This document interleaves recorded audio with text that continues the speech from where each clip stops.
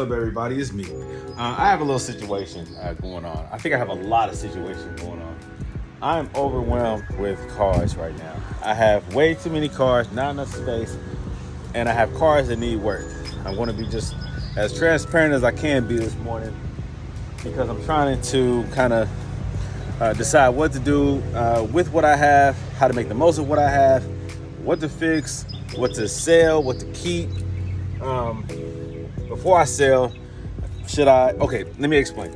Right now, I've more recently just picked up a 1984 500 SEC. Let's go take a look at it real quick.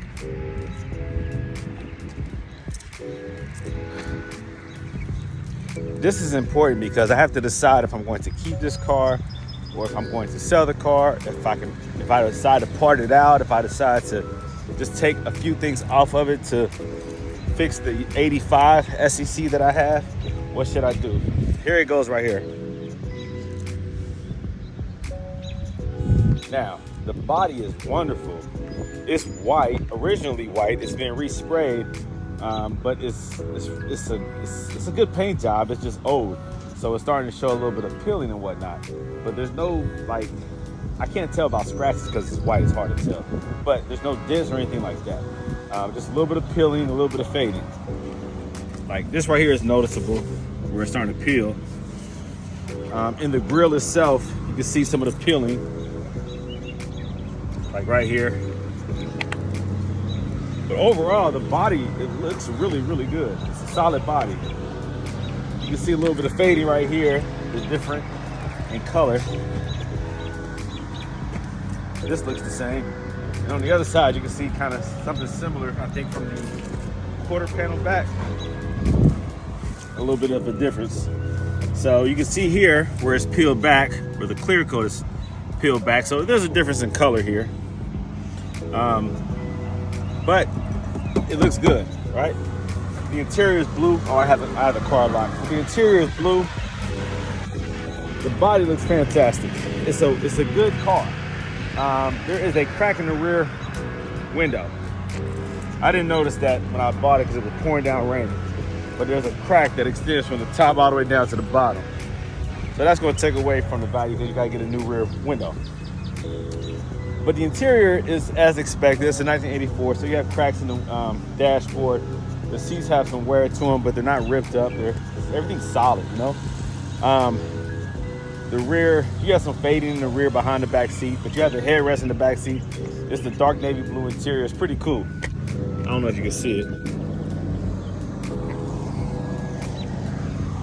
But the issue with this car is right now, it starts up, idles high, a little bit over 10, probably like 11,000 RPMs, and then when it calms down, when the idle normalizes, when you give it gas, it dies.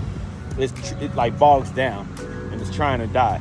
Now, if I remove the engine cover, like the carburetor that holds the air filter, whatever that's called, move that out the way so you have access to the intake, and you spray starter fluid in it, then it revs back up. When it starts to stall out, you give it some starter fluid and it idles back up and it stays. You can mess around with the adjusters to increase the throttle, and without spraying starter fluid into it, it starts to die down and bogs, almost like it's starving for fuel. So what I'm thinking is fuel. First I thought it was a fuel filter, so I put a new fuel filter in there yesterday, but it still continued to do it. All right, so I have a new fuel pump that's coming. The fuel pump that's in there, it looks small, it looks aged. Even the rubber tube going to it from the tank, or the rubber tube in between the filter, I think, and the pump itself, it has a lot of cracks in it, and if you manipulate it, then it starts to leak right there. So I'm gonna go ahead and put a new fuel pump in there, new hose, and see if it's a fuel issue. See if it's just starving for fuel. The pump is just not putting out enough fuel pressure. So the car has been sitting in storage for like 20 years, something like that, in somebody's garage out in the country. So I'm going to assume it has some bad gas in it. It probably clogged up the fuel pump. I'm hoping that's what it was. I already put like 15 gallons of premium fuel in there, 93 octane. So I'm hoping that that gets rid of that situation by putting a new fuel pump, and hopefully that pressure can go up. You would think that I would just put like a pressure gauge, a fuel pressure gauge on there, but I don't even know where to put it on this 84 Euro 5 liter of the engine. I don't know where the fuel gauge connects to, so maybe I should try that, right? Or maybe I should go buy a fuel gauge. I don't even think I have one. Hey, what kind of car mechanic am I? Anyways, so that's one dilemma that I have. It's like, it's white. I prefer black. It has blue interior. I prefer like a darker interior. Well, I prefer like a peanut butter interior, maybe a black interior. I don't really want navy blue interior. I don't really want a white car. It's Euro, so it's an import. It's gray market, so that makes it special. But I have the same thing right here. It is 85, 500 SEC. Now with that one, the white one, like the driver's side rear quarter, the rear window does not go down or up. It's in an up position, but it doesn't go up or down. The switch in the center console does not make it go down. The switch behind me, driver's side rear, on the armrest right back there, not the armrest, but the side panel, it doesn't, the switch right there, it doesn't go up and down. So maybe the relay or that motor is bad for that window. Now, the seatbelt extenders both come out, so that's cool. The sunroof doesn't do anything, it doesn't move. The switch itself looks like it has some play to it. They have a seal going across the front top, so I wonder if, I can't say that. I was gonna say, I wonder if they put that in place because it doesn't move, it doesn't work. And so they put that in there to prevent leaks. I don't know. But the switch could be bad, or the motor for the sunroof could be bad. Now this one, all the windows go down. The sunroof goes back. It has a peanut butter interior, which is faded. But back here, I have a whole bunch of black interior. I have like the black seats and stuff from a 91 560 SEC. I know that the wiring is different. It has different options. The switches are different. So I'd have to customize and modify that to work. But that will allow me to put some black seats, some black interior in here. I would probably keep it two-tone with the peanut butter and the black, make that unique. I have a lot of stuff that I've already bought for this. A lot of wood trim, a lot of stuff. I have a lot of ideas for this car. This car starts up every time. The issue I have with the starting, with the ignition, is that when I first got it, shoot, like it would be 50-50. You put the key in and turn, and sometimes it would start, sometimes it wouldn't. Now it wouldn't send a signal to the starter. So you have to play with the key and then it would work. So that system needs some work. So what I do is I put the key in, turn it, and then I just jump it in the front. I jump the starter connection with another 12-volt connection, and it starts up. So the car starts and it idles pretty well. There's a slight miss, and so I said I'll do some spark plugs and some wires and do a tune-up to it. But everything is there, and the car drives great. I drove it from Indiana to Ohio when I first bought it, going 70, 80 miles per hour on the highway, no problem. There is, I think, a manifold leak. There's an exhaust leak. It's more prominent when you're accelerating, and it's in the front. It's not up underneath. It's in the front. I don't think there's an exhaust up underneath. There's the exhaust leak. Now the white one does have an exhaust leak, a very noticeable exhaust leak, like midway in the exhaust system. But the headers sound good. When I first start that thing up, it idles high and the engine is smooth. This one first started up, revs high, calms down. There's a slight little shake, a little bit of a miss, but plenty of power when you accelerate. It accelerates just fine. A little bit of creaking up front, so it might need some suspension work. The front to me is too high, it needs to be dropped low. That one, the front is high, it needs to be dropped low, but it's not as high as this one is. This is black, it's solid. The key to that one locks and unlocks the doors in the trunk. The key to this one doesn't unlock or lock anything. Yeah, The original key for these door locks, for these door handles, man, I don't have it. The key that I had didn't work. Then I put a new ignition with a new key. So I don't have any way of locking and unlocking these doors. Safety wise, I don't like that, but maybe I can come up with something. No rust. There's no rust on this one at all. Frame wise, up under the door seals, the trunk. Let me show you. Not a nothing, right? Very clean, very clean, very clean. No rust. Not even the start of rust. That one has like the start of a little bit of rust, just a little bit, up under the rear window. And like I said, that rear window's going to have to be pulled out and replaced. But this one does have some rust right here, and right here, and right here.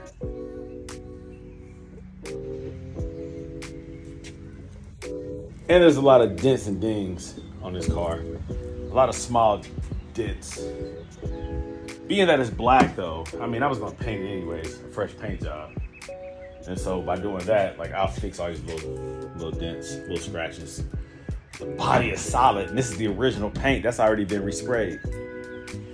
So I'm having a hard time trying to figure out what to do. Let me tell you what I thought about doing.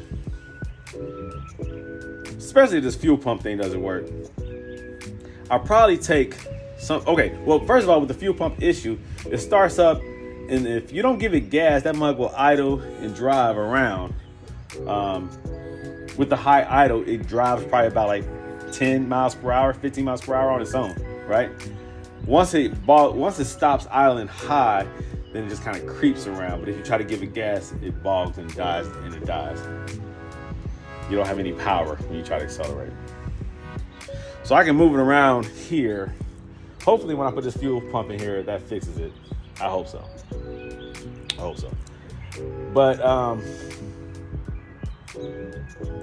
I've even considered removing some parts from that. Parts that I can use for this, or parts that I can sell and make more money off of, because I got that car real cheap. Those are Euro headlights, right? The flush ones.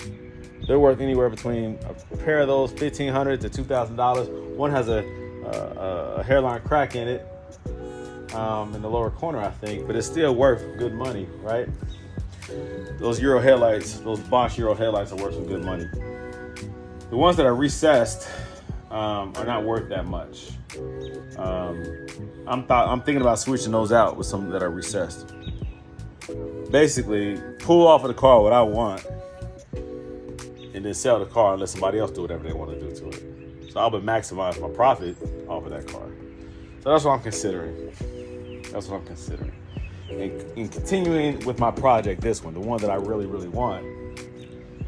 I love that body is solid though, you know. And that white grille, you know, it's just, the white one, it's a unique one. The white one with the white grille, it had the original like gold trim, the nice gold trim package, the emblems, the words.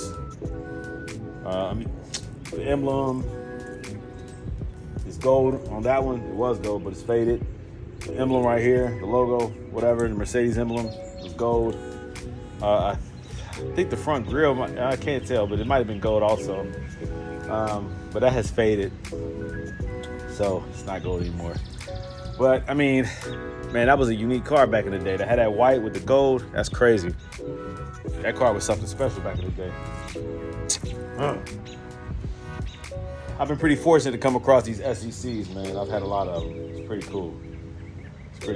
I've had the Euro ones. I've had 4 500 SECs Euro. 3 black ones, 1 white one now. And then I had a 380 that was Euro SEC. And that was that light blue one with the dark blue interior. That one was pristine. And then I had a 560 SEC. Yeah, the charcoal gray. And that one actually drove great. It had the burgundy interior. I really liked that one because I was driving that one daily. And I even redid the audio system on that one. I learned a lot with that car, taking it apart. I learned a lot. So that one had like a double din DVD player in there. Nice audio system. Shoot, I even put an amplifier in there, I think, with subwoofers in the back. That one was fun. I learned a lot with that car.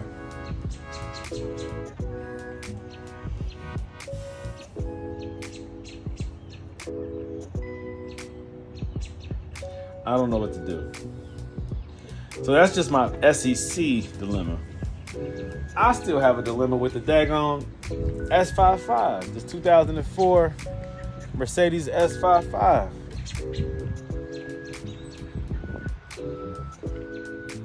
This one right here. I still have to figure out what to do with this one.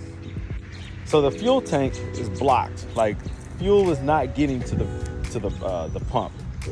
When I first got it, I swapped the pump out, and it was making a noise like a but it was still working. But then sometimes the car would stall out, and I felt it was related to the fuel pump. I said, dang, I just spent all this money on this fuel pump and it's dying already. Well, there was an issue before the fuel pump. It was the tank, because like when I first put the fuel pump in, all this black gunk stuff was coming out of that tubing from the tank. Disgusting. So my fear was like, well, maybe more of that stuff is coming out into the pump and it's clogging it up. And that's exactly what was happening. I did the filter, but directly into the pump, I mean, if the tank is disgusting, you're going to mess up the pump no matter. The filter is after the pump, before it gets to the fuel injectors and everything, the lines.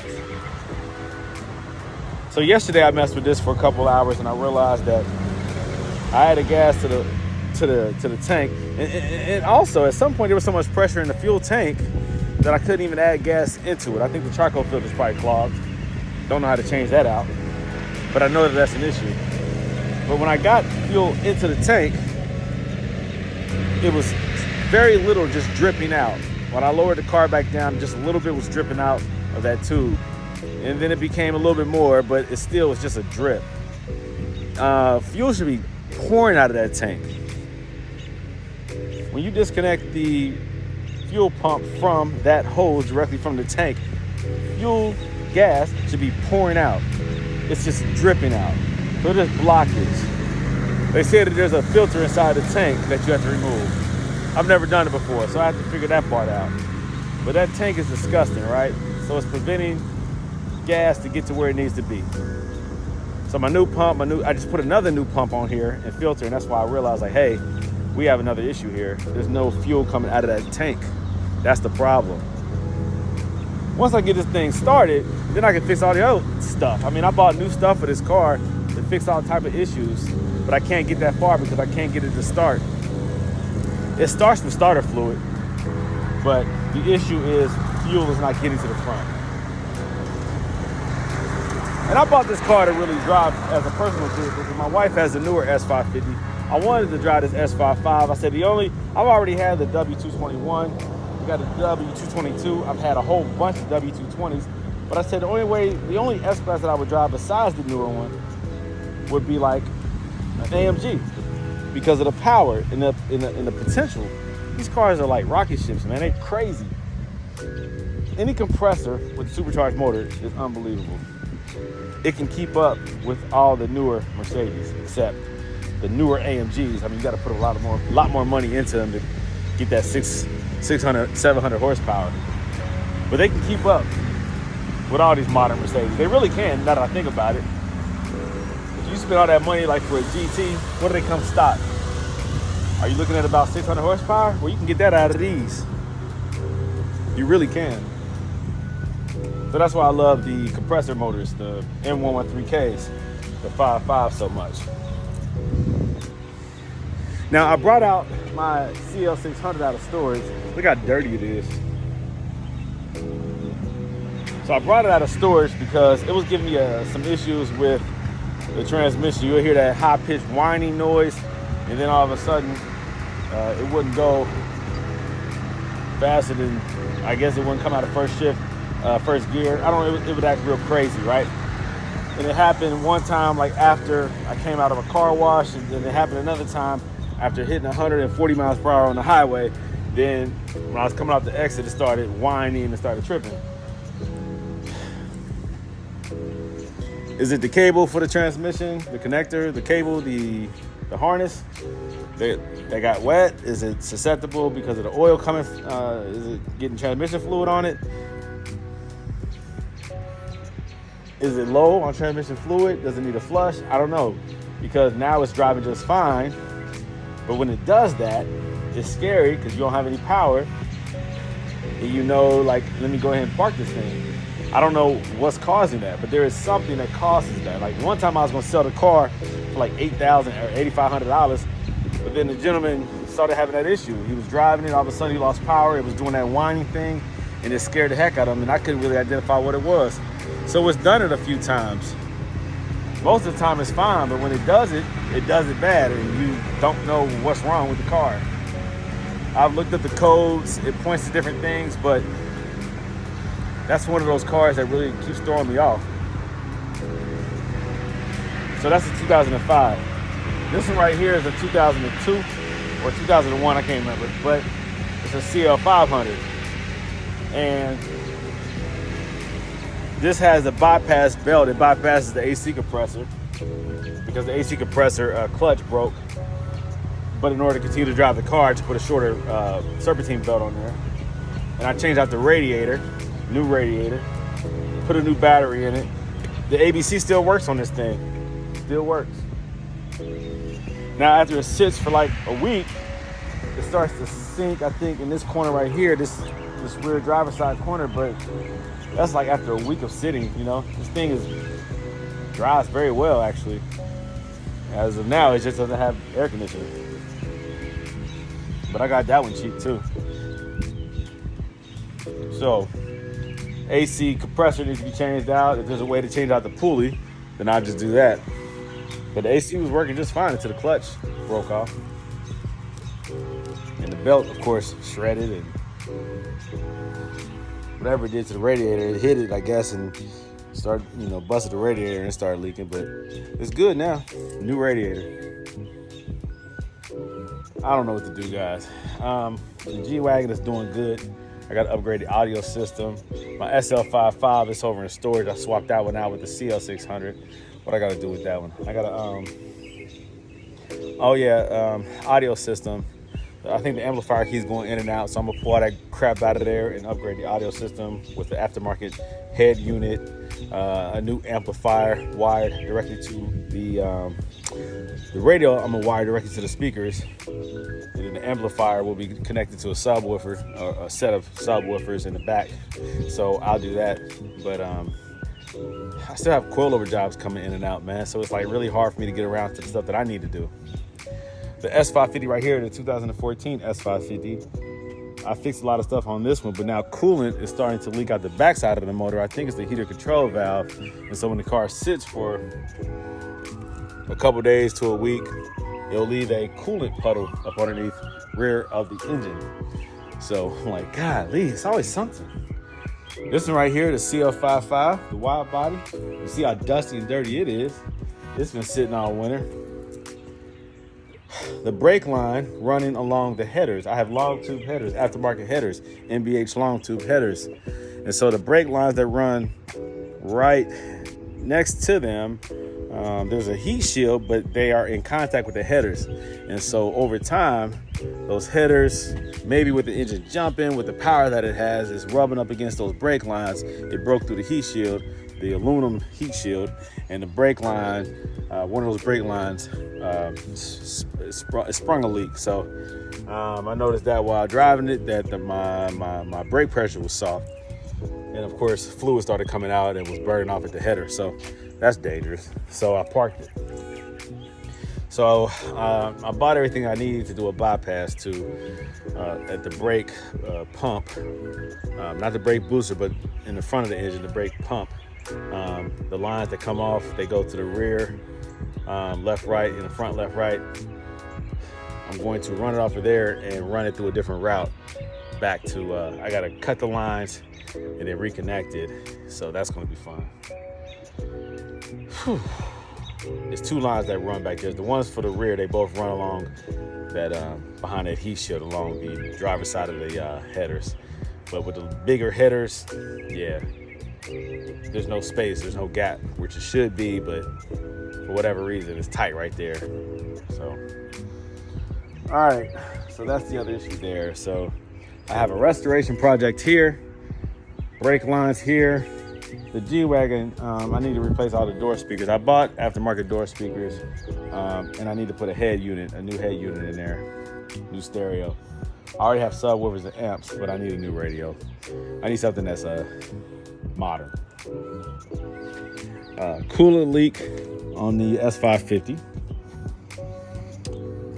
Funny acting transmission or wiring or something. Don't know what's going on with that one. But it drives fantastic, plenty of power. But when it acts up, when it chooses to act up, it's like, what the heck? But this thing is fast. I love the CL 600, and it's so clean. That's why I don't want to get rid of it, because it's so clean and low miles. This one right here, AC compressor. That one down there, fuel tank blockage. That one up there, don't know what I'm doing with that yet. But right now, fuel pump issue possibly. SL55 audio upgrade. And the line going to the bar, when you drop the top, the roll bar is leaking out of the line going to the roll bar, because you can hear the leak, and I'm losing fluid in the pump, in the reservoir, the pump, in the trunk. So the Vario roof has a leak at the roll bar. The 500S, the SL500 I took apart, I took all those lines and everything out of that one, so I have the ability to replace it. I just got to disassemble behind the seat, that whole little area, and I got to do that anyways when I do the amplifier and stuff. So I figure once I'm in there, then I'll take a look at that leak. Shoot, that leak could have something to do with the daggone amplifier messing up, because it's right there. You have it could be a leak on the passenger or the driver. If it's on the driver's side, the amp and everything is right there. Depending on how that fluid is coming out, I mean, it's all in close proximity. So that could be an issue, or the issue. We'll see. What else do I have? Oh yeah, I have my GL550 in storage. What's wrong with that one? Oh, the AC keeps coming in and out. Like, I did the AC compressor about 2 years ago. And shoot, last year it went out, it started acting up. And it was the wiring. It was saying that there's a short in the wiring. So I started cleaning some of that oil off that's coming down from the oil cooler onto the alternator. Onto the AC compressor. So I cleaned that up and wiggled the wires around and started working again. I think it needs that again. So what's the problem here? Is it the oil dripping from the oil cooler that's causing my AC compressor to short out? Possibly. Besides that, it's fine. And that's the black 2010.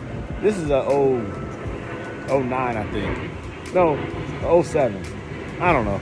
But that's a GL550 also. What's wrong with that one? Nothing. I think the oil cooler needs to be changed out because it leaks oil and it stinks. So the oil cooler needs to be changed out. Besides that, everything else on that car works just fine. So it's always something with these Mercedes, man. Lesson learned. The more you have, the more you got to take care of. The more you have, the more problems you're going to have. You have to be mentally and financially prepared for that. So that's the lesson learned today. I just complained for 30 minutes. Nah, I just stated the truth. A lot of people won't tell you what's going on with their vehicles. They just brag about what they have, but they don't tell you the truth about what they have. Not with me. I'm Gold Element Autoworks. I'm very transparent. I tell you what it is and what it's not. That's how you build trust with the followers, with the people, with the customers, with your clientele. Always be transparent as much as possible. Let them know what it is, man. I have a lot of experience with these cars.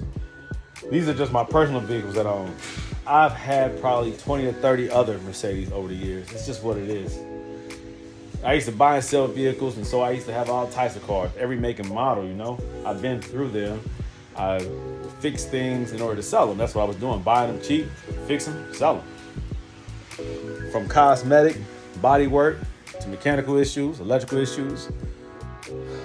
That's what got me started, you know. Trying to make $1 out of 15 cents. So you learn a lot. Thankfully, I was blessed with mechanical skills and aptitude, but it comes in handy, you know, feeds my family, and it gives me something to do. I stay out of trouble, create a business. I have fun with the social media aspect of it, making video content, sharing with my people the truth, you know, what I go through, what life is like over here. I'm blessed in many ways, man. But I try to tell as much truth as I can to help those who are interested in these Mercedes, what to expect, what to look for, how to fix them, how to maintain them, and what options you have when it comes to customization. So that's what I try to do. All right. So hopefully you all learned something from this video, this 30-minute video that I just made. I think we all just need to vent sometimes, and I think that's what I just did. Had to get some stuff off my chest. But there you go, guys. More content on the way. You see what I'm dealing with currently, and you see the content that will be coming out. So be patient, guys. More on the way. Brandon Green, owner of Gold Element Autoworks. I'm out.